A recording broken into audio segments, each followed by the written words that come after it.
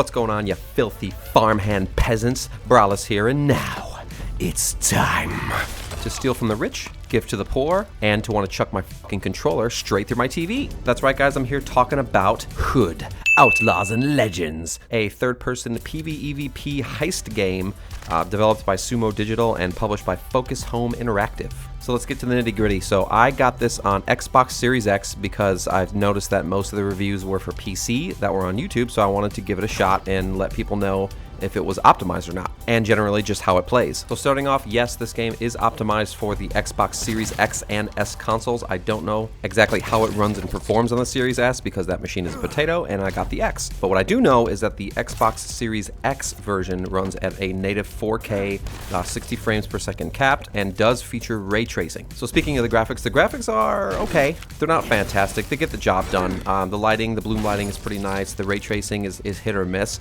It seems like some puddles feature ray trace reflections and some don't, but overall it's not a bad looking game. It gets the job done. It's pretty to look at, and then the cloth on the characters when you're running, especially Robin the archer, looks pretty neat. But no complaints, it runs fine, looks good. So I picked this game up last night actually, and I put about 3 to 4 hours into it. And the reason I'm reviewing it so quickly after about 3 to 4 hours is because that after you play about 1 to 2 hours of this game, you've pretty much experienced all there is to experience in the game, and that's not necessarily a bad thing, and I'll get into that in a second. Actually, I'll get into it now. This game is $30 and it feels like a $30 game. Now let me explain. So in each map, and I'd say there's about 3 to 4 based on the matchmaking I played for those 3 to 4 hours, and I played several games and I came across basically the same 3 to 4 maps. So your main objective is to steal the chest and extract, right? Simple enough. Now you are going against another enemy team of 4 players. There's 4 on each, so it's 4v4. Plus you have to deal with the environment and the guards and the sheriff, and I'll get into how those guys work in a minute.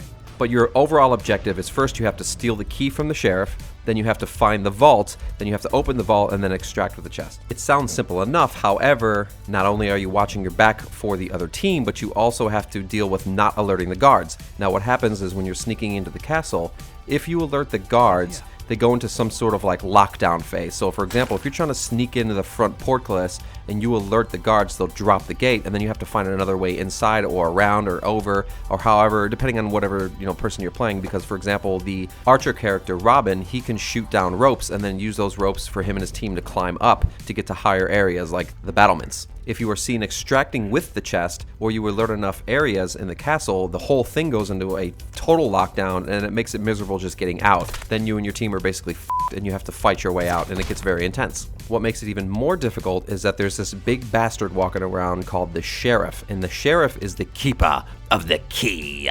So each team has to track down the sheriff at the beginning of the game and steal the key. Now the thing with the sheriff is that he is basically the equivalent of Mr. fucking X in Resident Evil 2. He's unkillable, he's invincible. You cannot kill this guy and he will one-shot you. If he gets close, he'll pick you up, strangle your tits off, suplex your lifeless body to the ground, and then piss on your corpse. Yeah, this guy does not play around. Now in theory, this all sounds awesome. And it is, it's a cool concept, except it's just poorly executed. How, you ask? Let's start out with some of the general gameplay. Now shooting the NPCs is no problem, but the problem is when you run into other players, because the melee combat is shit. When I was playing as John the Brawler, or even the Archer, it was almost impossible to hit people just based on how they were clipping through shit. There were characters bouncing around, lagging everywhere. It was almost as if the netcode just can't handle the game, and there were people that were once in front of me, and then I would swing at them, and then they'd end up behind me and assassinate me. There were instances like that all the time with characters teleporting and then just ending up in certain areas and things like that, and it's just kind of a buggy mess that really needs to be fixed. What was totally fine was killing the NPCs. I would almost vouch for, and I heard that they may be doing this, just a straight PvE mode.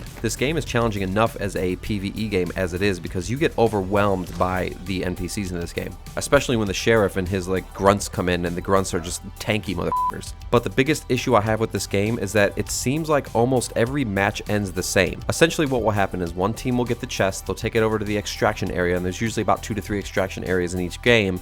They'll start cranking the little crank to lift the chest up, and then the other team will come out and gank them, wipe them out, and then they'll just take turns doing that to each other until the game is over.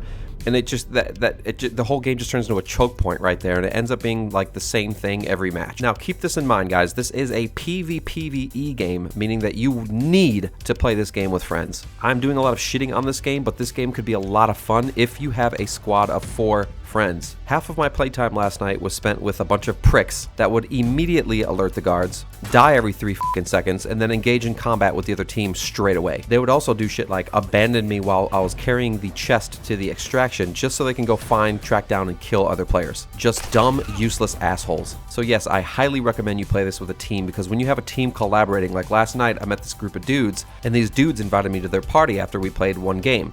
So I was playing with these dudes and we were all on the same page. We were collaborating, we were stealthy, we went in, we executed any guard that got in our way. We took the key from the sheriff without being seen, we opened the vault door without being seen, and then we took the chest to the extraction. And when we took it to the extraction, we all communicated, we all defended the bigger guy that was cranking the lift, and we got the fuck out of there. It was great, it felt great. And that's the thing with this game, is you'll either have games where you're just pissed off and miserable because you're playing with a bunch of useless pricks, or you're gonna have an awesome time playing with your friends or just people that you meet online that know how to play the game and play it correctly, how it's supposed to be played. I do think there needs to be a lot of character balancing in this game to some of the characters, because you have 4 different characters. You have Robin Hood, who's the ranged archer type character. You have Marianne, who's the hunter, who can literally go invisible, and it's so overpowered, it's ridiculous. You have Tuki, the mystic, who has this ridiculous ball and chain, and he's alright. He's not too bad. But then you have John, the brawler. This fucking prick has a move where he just ground pounds with his hammer and just basically will kill anything within a 5-foot radius. It's so overpowered, and all people do is they spam the same fucking move all the time. They'll just run, jump, slam, all the time.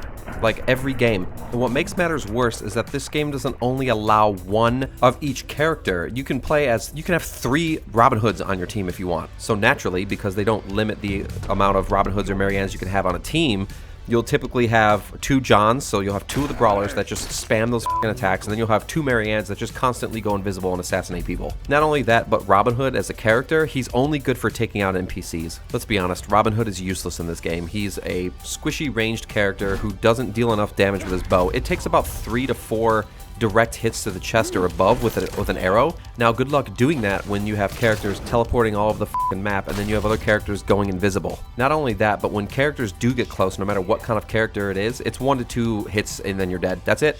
You're dead as Robin Hood. He's toast. Robin Hood has a garbage melee attack that deals no damage, just like his arrows, and he needs to be buffed big time. I think some of the other characters need to be nerfed as well. There's just a lot of rebalancing that needs to be done in this game. I think the sheriff is overpowered as well. Sometimes he breaks the game because you can down him and he'll stay down for a minute, but the problem is when he's down, then you're getting attacked by other player characters, and by the time you're done dealing with them, if you survive, then he's back up again, and then it's just the same cycle over and over. And the problem is you can't get close with a melee character. It's basically up to the ranger, who's then usually dead because he's getting one-shotted from somewhere, or he's not powerful enough to down him. And it's just a mess, because a lot of games end up taking way too long because the sheriff is just hanging out near the objective, and you just can't crank it, and you can't finish the game because he's just chilling there, and then it's just a constant back and forth of the player teams killing each other, and it just needs a lot of work, guys. Now, with that being said, I'm shitting on this game a lot. Would I recommend this game for $30 right now? No. I just can't, honestly. I was getting too frustrated with the problems last night. It doesn't seem like there's enough content, so when the game's over, you get to choose whether you want to donate your money to the poor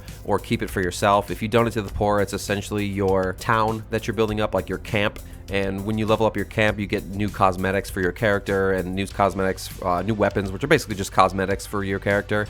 But the problem is that they're very few and far in between, and they're very spaced out. For example, if you want to upgrade your character's look, like a cosmetic, you gotta hit camp level 9, and then the next one after that is like 16, and it takes a long time to level up your camp. So it's just a huge grind. And honestly, the cosmetics and stuff that you can get for your character just aren't that great. They're just basically new color schemes, and it's just not worth it. There isn't really any reward for doing this except for the grind and finally unlocking the next thing. You do get perks, but the perks also take a while to level up, and they don't add much value to the game. It's just forgettable. So there you have it, guys. Hood, Outlaws, and Legends. Do I recommend it? Not right now. Would I recommend it later on? Probably. I just hope that they decide to stick with the game and tune it and optimize it a little bit better so it plays better and it flows better.